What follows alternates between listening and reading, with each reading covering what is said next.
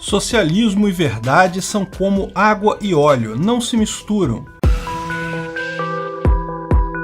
Esse é o Visão Libertária, sua fonte de informações descentralizadas e distribuídas. Você provavelmente já ouviu falar da Laika, a cachorrinha cosmonauta russa que foi o primeiro ser vivo a entrar em órbita da Terra. Mas talvez não saiba de todos os detalhes disso que foi, na verdade, uma tragédia. Até porque muitas dessas informações foram mantidas sob sigilo por muitos anos. O que sabemos agora não é apenas a dura verdade dos primeiros experimentos espaciais, mas também a enorme capacidade de enganar o povo, ocultar a verdade que reina em países socialistas. Para quem não se lembra, na década de 1950 e 1960, durante a Guerra Fria, ocorreu a chamada corrida espacial. A Guerra Fria, você sabe, significa que o mundo naquela época se dividia sob duas superpotências, a União Soviética e os Estados Unidos, ambas cheias de armas nucleares que viviam ameaçando se atacar. Mais do que dois países com fortes economias e fortes exércitos, com grande influência internacional, se tratava de uma disputa entre duas visões de mundo quanto ao papel dos governos na economia. De um lado, a União Soviética e o socialismo, o planejamento central da economia, proposto pelos comunistas, era implementado lá e nos vários países associados a ela, na chamada Cortina de Ferro. Além disso, tinha simpatizantes em vários locais do mundo, como a África e a América Latina. Muitos apontavam o enorme ganho que tal modelo tinha dado à União Soviética, que saiu de uma economia totalmente medieval para uma superpotência em poucas décadas. Mas o caminho americano, baseado em forte liberdade econômica, segurança jurídica e leis privadas, também tinha feito os Estados Unidos crescer muito nesse período, desde a época que eram pouco mais do que uma dúzia de colônias britânicas na América. Mas, mais importante do que crescer, garantiram um nível de liberdade individual, liberdade de expressão em um patamar totalmente diverso. A corrida espacial era uma espécie de forma dessas duas superpotências medirem suas forças, e ela começou sendo dominada fortemente pelos russos. Em 4 de outubro de 1957, eles colocaram em órbita o primeiro satélite artificial, o Sputnik, maravilhando o mundo. Foi um feito incrível que requereu uma enorme capacidade tecnológica. Os americanos foram literalmente pegos de surpresa pela capacidade soviética nessa área. Agora, toda noite, passava sobre os céus americanos um satélite russo, e não havia nada que eles pudessem fazer quanto a isso. Isso fez tanto sucesso que o Partido Comunista Soviético pressionou os cientistas para um feito ainda mais notável no 40º aniversário da Revolução Russa, que aconteceria em novembro daquele ano. Os cientistas então propuseram a ideia de mandar um ser vivo, um cachorro, para o espaço. Os foguetes e toda a tecnologia até ali não permitiam o envio de um ser humano, e de qualquer forma ninguém nunca havia estado no espaço. Não se sabia se haveria condições de resistir à aceleração,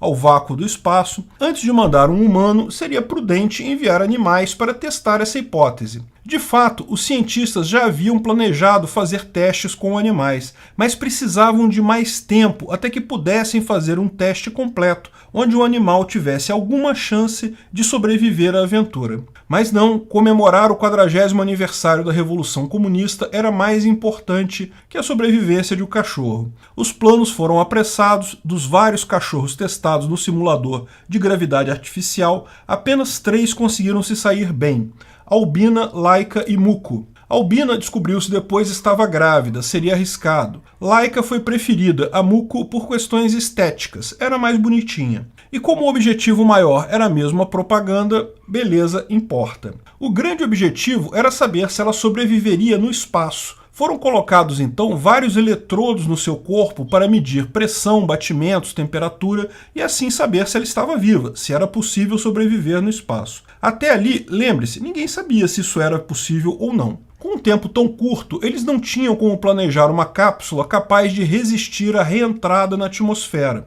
Então, ao contrário da propaganda soviética feita na época, os cientistas já sabiam que estavam enviando ela para a morte certa. Uma cápsula do tamanho de uma máquina de lavar que, inevitavelmente, quando reentrasse na atmosfera, mataria a cachorra. A questão apenas é que eles esperavam que ela pelo menos sobrevivesse no espaço. Mas o pior de tudo foi que o teste se revelou inútil, foi tudo à toa. Logo que o lançamento começou, os cientistas detectaram que o coração de Laika disparou, certamente devido ao barulho, à vibração, mas também pelo fato da temperatura da cápsula ter subido muito, chegando a mais de 40 graus centígrados. Ela até chegou a quase entrar em órbita viva, mas morreu em pouco tempo. Acredita-se que de um ataque cardíaco causado pelo estresse. Em menos de 6 horas após o lançamento, ela havia falecido. O problema é que 6 horas é um tempo insuficiente para saber se realmente seres vivos poderiam continuar vivos no espaço.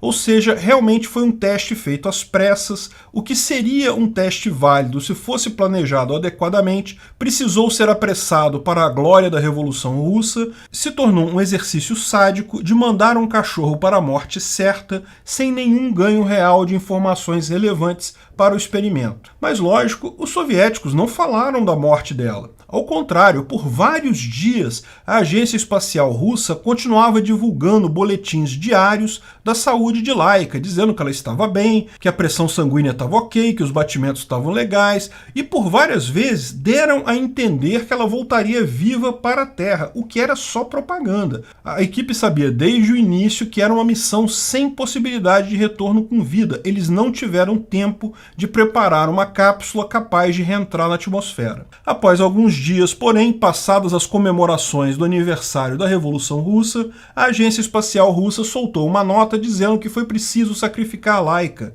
por piedade. Falaram que ela morreu rapidamente sem dor, o que, novamente, é uma mentira. Eles não sacrificaram ela, ela morreu apavorada numa cápsula absurdamente quente, com som alto e vibração, agonizando por longas 6 horas. Isso foi o que ficamos sabendo de verdade apenas nos anos 2000, quando cientistas que participaram desse lançamento contaram o caso em entrevista. Laika não foi a única. Entre 1957 e 1961, os soviéticos lançaram um total de 48 cães ao espaço, aperfeiçoando a cápsula, tendo certeza que a vida poderia continuar no espaço e que seres humanos poderiam retornar vivos ao planeta Terra. Pelo menos os cachorros depois da Laika tiveram alguma chance, porque os cientistas tiveram tempo de aperfeiçoar a cápsula para pelo menos poder fazer de fato um teste real. Desses 48 cães, porém, 20 ainda morreram, mas como foi dito, pelo menos foram obtidas informações. Foram aperfeiçoados os métodos, os sistemas e a condição da nave. Mas não para Laika. Laika foi enviada às pressas, sem que tivessem tempo de sequer ter uma cápsula com qualquer possibilidade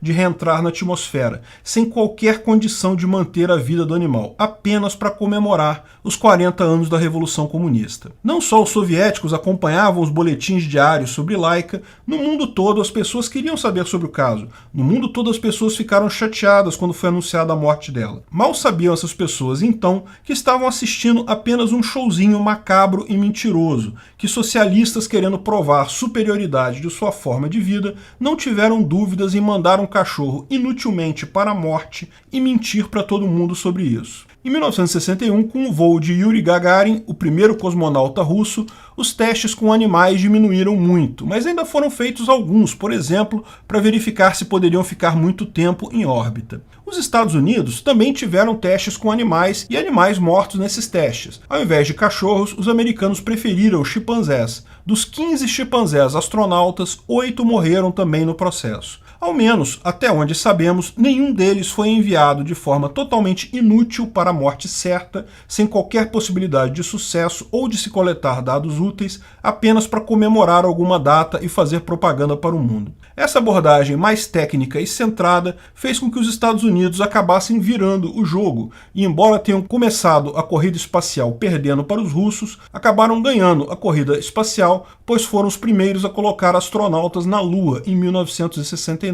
Embora essa história da Laika possa parecer apenas uma triste lembrança daqueles tempos sombrios, ela mostra muito bem o dilema da economia planificada. Seres humanos são diferentes entre si e fazem questão de liberdade. A única forma de conseguir planificar a economia é restringindo a liberdade a níveis distópicos. Para fazer isso é necessária muita violência, muita censura e principalmente muita propaganda. Tudo isso para uma economia que funciona em níveis absurdamente ineficientes. A União Soviética tinha, já naquela época, uma economia deteriorada pelo problema do cálculo econômico. Mas a máquina de propaganda comunista era muito forte. Até a véspera da queda do Muro de Berlim, você ainda encontrava professores brasileiros enaltecendo a beleza do comunismo, como tudo funcionava lá, como ninguém passava fome. Eu sei disso por experiência própria. Eu entrei no UFRJ em 1988. Eu ouvi isso. Uma semana depois caía o Muro de Berlim e a farsa desmoronava.